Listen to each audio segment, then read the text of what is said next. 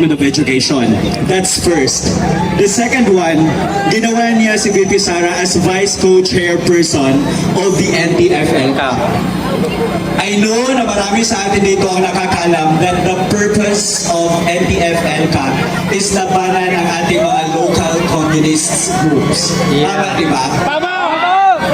Now, on top of that, si VP Sara din, siya ang president ng Association of Southeast Asian Nations Education Council, the CIMEO. Siya ang president. And that's the reason why NAPOLCOM, National Security Council, Department of National Defense, nagbigay or gumawa ng Vice Presidential Security Group upang mapangalagaan ang ating Vice President sa tatlong tungkulin niya. Apat actually, Vice President of the Philippines, Vice Co-Chairperson of the NTFL-CAC, Secretary of Education, President of the CBO Council, and DepEd Secretary. Now, ang nangyari guys, takot ako dito sa nalito. Ang nangyari, when VP Sara took her oath as the Secretary of DepEd, ang binigay na report sa kanya is that there are 1,871 cases of child abuse from 2019 to 2020, with 15 more regions that have not submitted their report.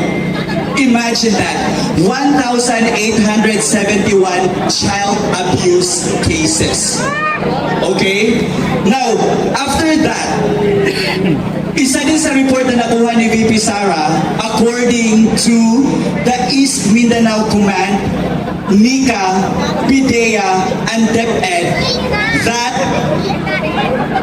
12 years old to 17 years old nag-surrender sa 12 schools, public schools dito sa NCR. That's in NCR alone.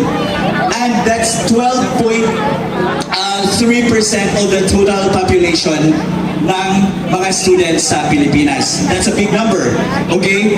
Now, secondly, VP Sara, after niya nanumpa as Secretary ng DepEd, na-receive niya din ang report na there are incidents of drug-related issues involving 5,358 minors and 6,000 cases of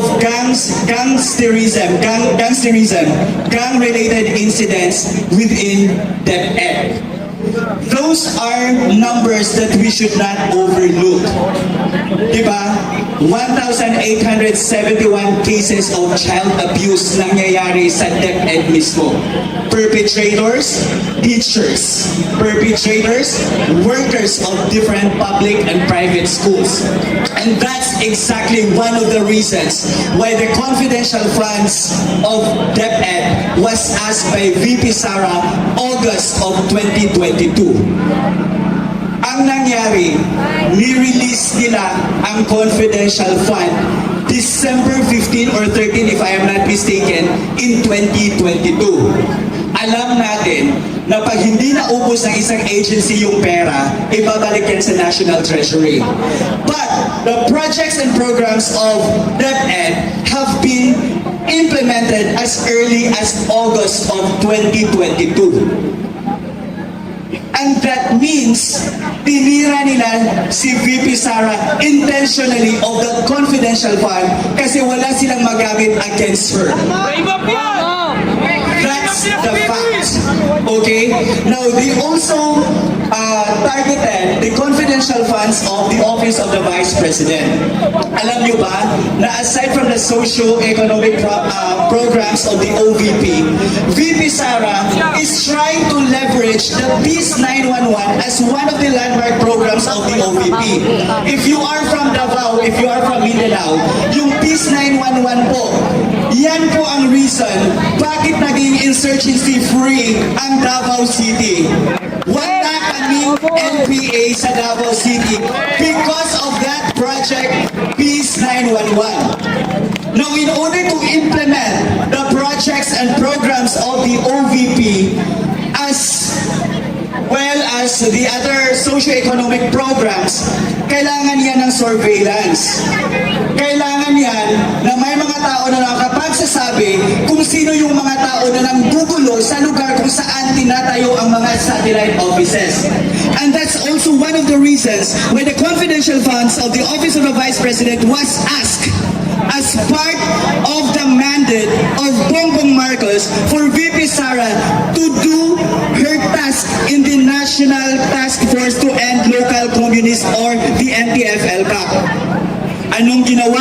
Nirelease ang pera December of 2022 na kung saan 15 days na lang gagastusin ng OVP. And because of that, because the programs and projects of DepEd and OVP have already been implemented as early as August of 2022, na kaya nilang gastusin ang 125 million in just 11 days. Ito yung facts na hindi binabalita ng mainstream media. Why? Because ang focus ng mainstream media is to malign the image of the Vice President of the Philippines. The directive is, sa bawat report nila, dapat may nakaangklang family name na Duterte.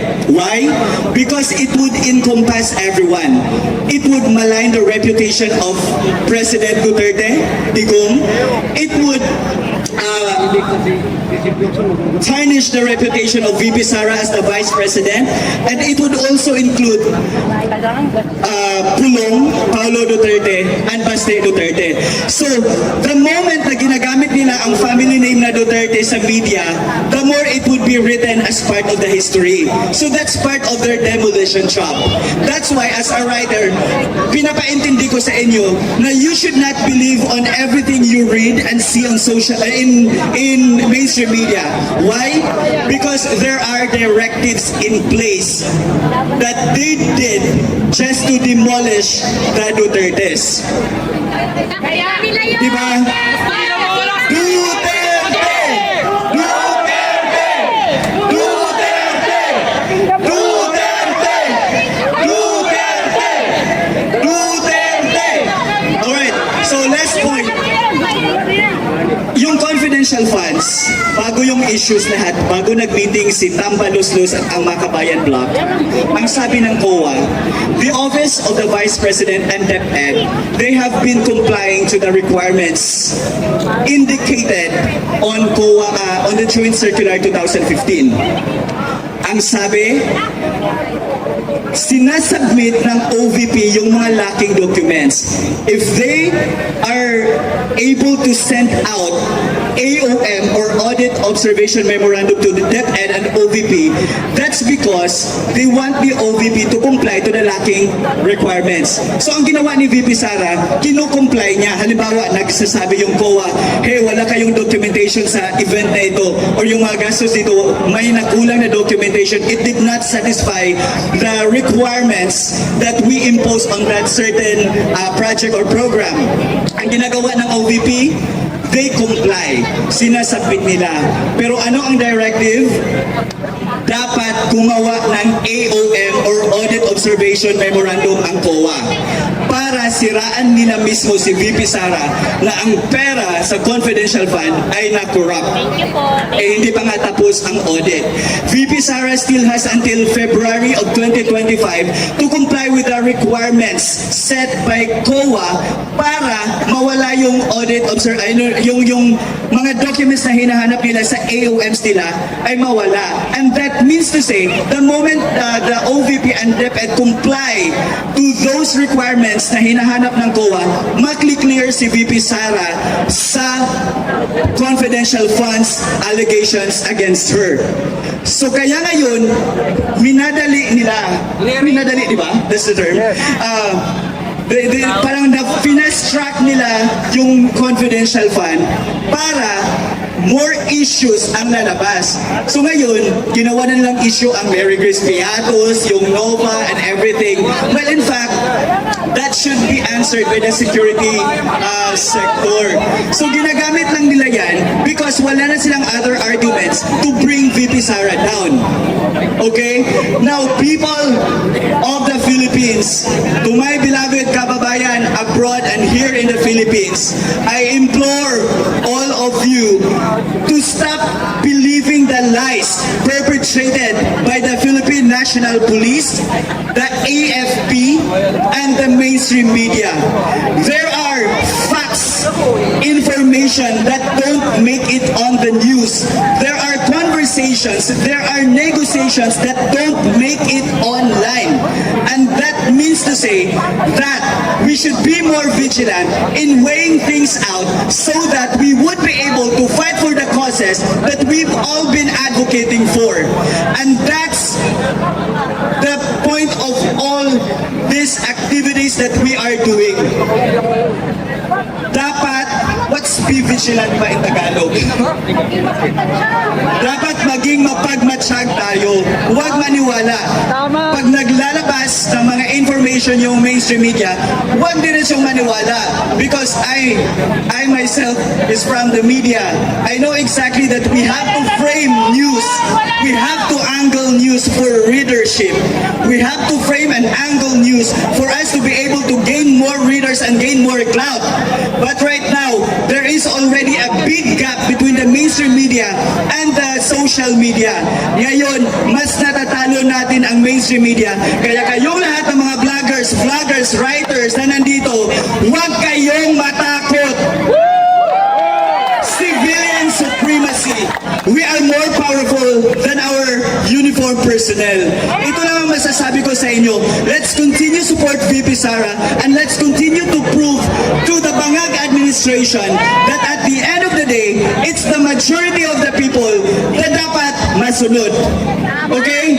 Now, yan naman po ang aking speech for tonight and thank